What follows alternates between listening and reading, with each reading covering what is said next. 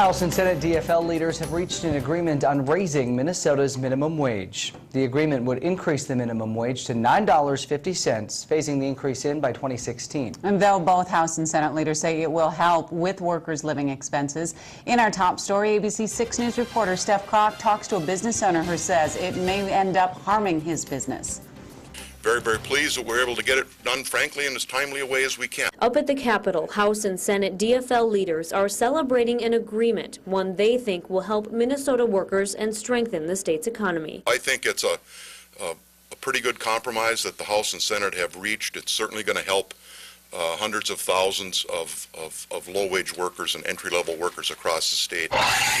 But here at Press Coffee and Tea Lounge in Rochester, the owner is singing a different tune. The thought that this is really going to impact,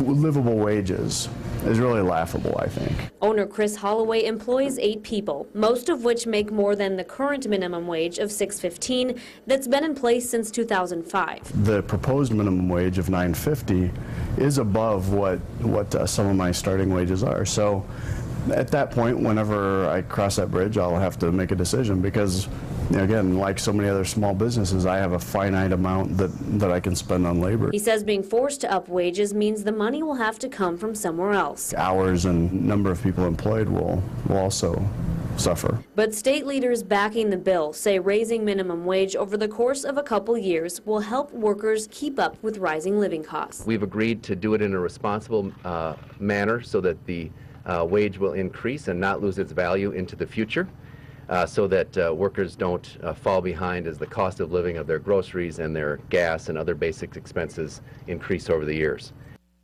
Now, the bill could move through both Democratic-led chambers by the end of the week. If it were to pass, the minimum wage would continue to rise unless a governor applies the brakes. In the newsroom, Steph Kroc, ABC 6 News.